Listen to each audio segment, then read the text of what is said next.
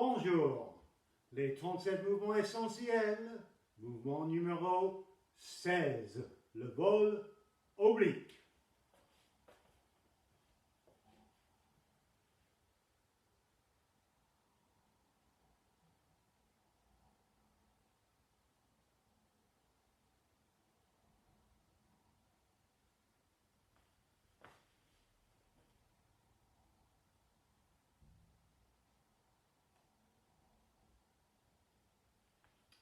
Le vol oblique, ça se passe dans la posture de base avec le poids en avant, c'est-à-dire la posture que nous appelons le archer.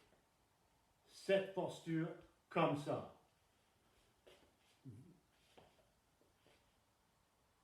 Hanches et épaules ensemble, pareil que nous avons fait, brosser le genou, le coup de poing, bon, etc. Sauf, pour le vol oblique, on ajoute quelque chose qu'on utilise plus tard dans les enchaînements et aussi dans le pouce-main, mais que nous n'avons pas encore introduit dans les premières parties. C'est la première fois qu'on va utiliser cette technique. C'est dans ce mouvement-là, le vol oblique. Je vous explique. D'abord, on va vous montrer comment faire une posture de base, une posture de l'archer avec le poids en avant, dans une manière optimale en termes d'équilibre. Alors, on se place les pieds comme ça, on prend notre propre poing, place entre les deux pieds, et ça va définir la largeur de notre base, la largeur de ce couloir, corridor si vous préférez, dans l'axe central du mouvement, comme ça. Ça nous donne un équilibre optimal. Si on est trop sur le même axe, ça c'est considéré très avancé parce qu'on perd facilement l'équilibre. Si nous sommes trop larges, il faut qu'on se déplace, change de poids avant qu'on peut se déplacer. Ici, avec cette méthode-là, nous nous trouvons dans une position de stabilité optimale. Alors, le corps va avancer. Aussitôt que nous arrivons, le changement de poids est presque terminant, nous arrivons presque à la fin du mouvement de changement de poids, le corps va tourner, le torse, excusez-moi, va tourner vers le coin, ici. Il nous exprime, notre intention, il va là-bas, et nous exprimons vers ce coin-là. Alors, je vous avais parlé récemment des 4 côtés et les 4 coins. Ce posture-là, le vol oblique, est sur l'oblique, cet oblique-là. Alors, le vol oblique, parfois on appelle ça le vol diagonal. Diagonal, oblique, le coin, vous comprenez qu'est-ce que ça veut dire. L'intention est par là. Alors, l'adversaire est normalement ici, dépendant un petit peu de l'application martiale. Traditionnellement, nous avons une application simple. Je ne peux pas vous montrer malheureusement tout de suite parce que je n'ai pas un partenaire avec moi ici, mais ça arrive comme ça. Et l'adversaire est là. Donc, ce côté du corps, il faut qu'il soit stable, substantiel. Ce côté, moins substantiel. Le bras gauche, donc, presse solidement vers le sol pour ancrer le côté gauche. Sinon, on met trop d'intention par ici, etc. Et le poids là, on risque à perdre l'équilibre. Donc, ancrer solidement, substantiel là.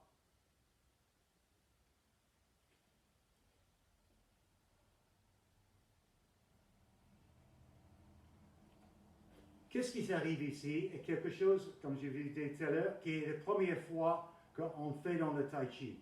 C'est-à-dire, on va séparer le tai du mouvement du bassin. Les hanches vont être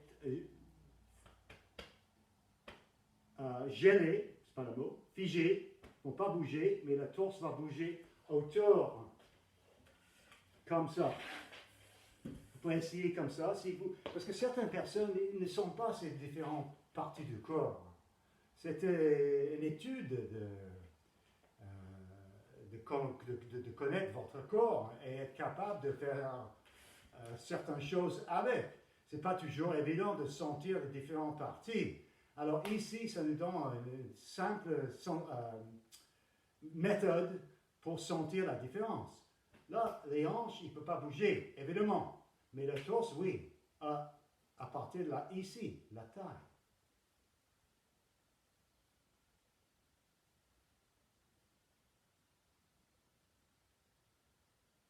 Okay. Excellent pour la santé, d'ailleurs. Ça, c'est le travail, le système digestif, colonne vertébrale, système nerveux, tout ça ici, excellent exercice. Essayez-le, vous allez sentir, vous allez voir pour vous-même.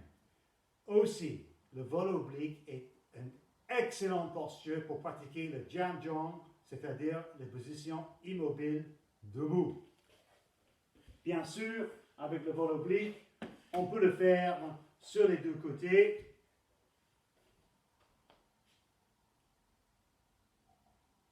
Et on peut sentir les connexions.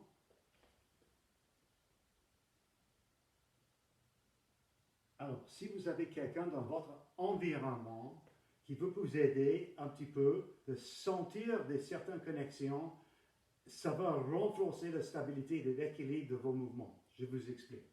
Vous prenez la posture, vol oblique, vous demandez à quelqu'un, un voisin, voisine, copain, une femme, votre mari, votre chum, etc.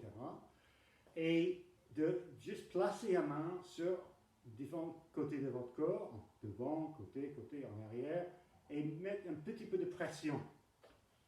Et lorsque ces personnes mettent la pression, vous pouvez pratiquer avec votre esprit des connexions. Alors, j'ai parlé beaucoup des 3 correspondances de main, pied, coude, genou, hanche, épaule, mais il y a d'autres connexions aussi.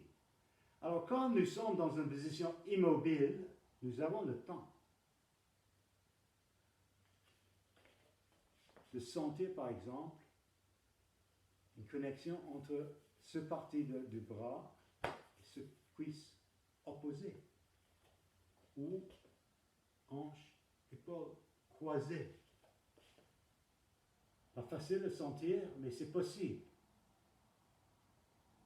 Et avec quelqu'un qui met de la pression sur vous, vous pouvez expérimenter vous-même que l'esprit a un certain effet fort impressionnant sur le corps et l'énergie.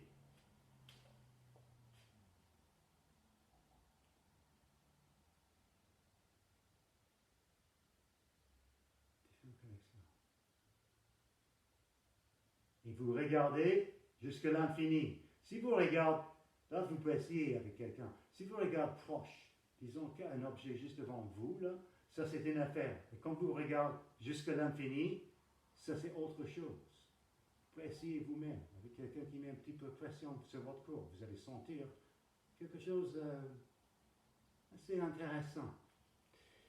Donc ça c'est le vol oblique qui peut, comme je vous avais dit, être une excellente méditation au jam jong, position debout, où vous prenez une posture, vous sentir tout votre corps, de pied jusque là, les alignements, respire naturellement, la poitrine vide, le béden plein, confortable, heureux.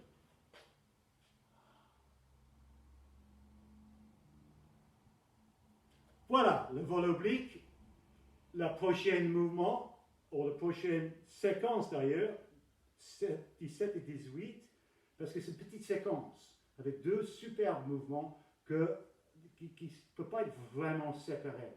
C'est cela. Sans doute vous connaissez.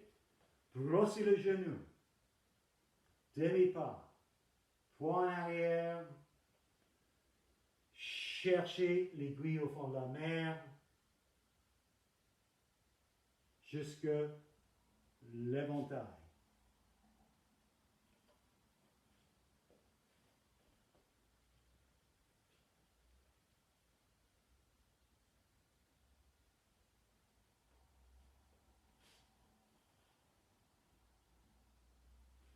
Le voilà. Merci de votre attention. Je vous souhaite une excellente fin de journée. Bonne pratique. Je vous souhaite un chi merveilleux. À bientôt.